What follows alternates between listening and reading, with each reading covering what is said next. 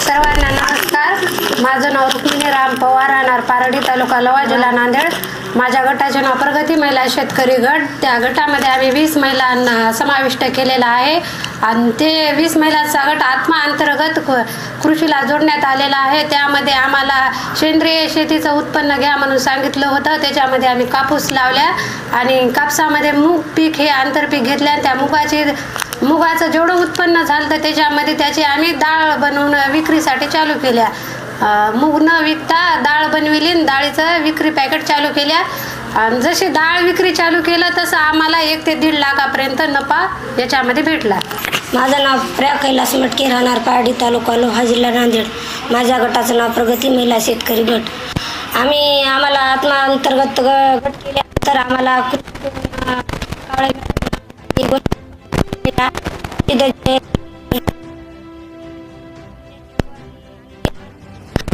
रासायनिक फवारणी एक पण केलेली नाही आणि खत पण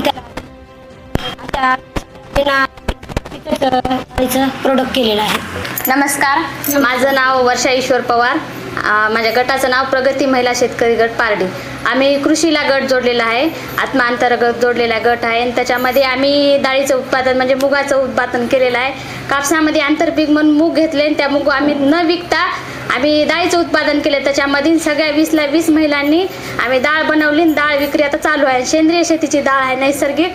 आम्ही त्याच्यामध्ये रासायनिक एकही फवारणी केलेली नाही आणि चांगलं आम्ही जात्यावर पुन्हा डाळ बनवलेली आहे। सगळ्या महिलांना मिळून कोण पाकडली, कोण केली डाळ आणि सगळ्यांनी केली। त्याच्यामधून आम्हाला कृषी विभागानं चांगली आम्हाला मदत बी केलेली आहे आणि गट बी आमचा आत्म्या अंतर्गत जोडलेला आहे आणि बियाणे बी आम्हाला नांदेडच्या सरांना उपलब्ध करून दिलेला आहे। इथं आणून दिलं तर आम्हाला आणि पेरायला सांगितलं, त्याचा फायदा बी आम्हाला चांगला झाला।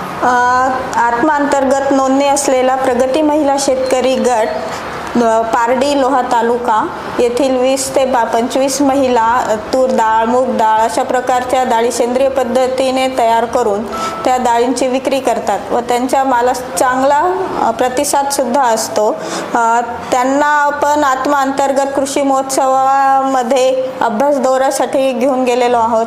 तसेच कुक्कुटपालनचे किट पण दिलेले आहे आणि त्यांना जिल्हा परिषद येथे जे उमेदमार्फत कार्यक्रम घेण्यात येतो त्यामध्ये त्यांनी सहभाग नोंदविला असता त्यांना 1.5 ते 2 लाखाचे उत्पन्न पण झालेले आहे।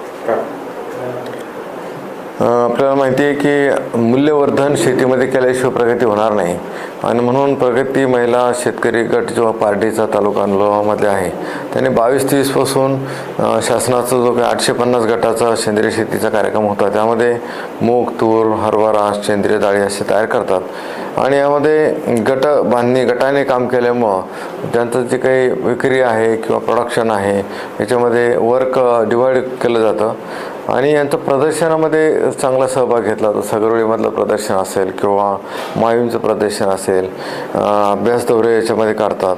जिल्हा परिषदेमार्फत ते उमेदचा जो काही या ठिकाणी कार्यक्रम घेतला जातो त्यामध्ये यांनी गटाने सहभाग केला। 1.5 ते 2 लाख रुपयाचं याच्यामध्ये टर्नओव्हर आहे। म्हणजे एक तर संघटन करणं, प्रोसेसिंग करणं, व्हॅलिडेशन करणं, डायरेक्ट मार्केटिंग करणं अशा पद्धतीनं या गटाने पुढे येऊन काम केलेलं आहे आणि गटाची जी काही मूळ संकल्पना आहे नुसतीच बचत करणं ही संकल्पना नाही तर बचत करण्याबरोबरच त्या बचतीपासून एक प्रक्रिया उद्योग किंवा अन्य स्कीम्सची जोड देऊन त्याला थोडंसं बळकटीकरण करणं अशा पद्धतीचा जो काही ऑब्जेक्टिव्ह आहे तो ऑब्जेक्टिव्ह ह्या गटामार्फत केला जातो। असे बाकी गट तयार व्हावेत, यांनी ह्या गटाचा आदर्श घ्यावा अशा पद्धतीचं मी त्यांना विनंती करेल। नमस्कार, मी सदानंद पोटपिलवार, तालुका कृषी अधिकारी लोहा। आमच्या लोहा तालुक्यात पारडी येथे महिला शेतकरी गट आहे, प्रगती महिला शेतकरी गट आहे।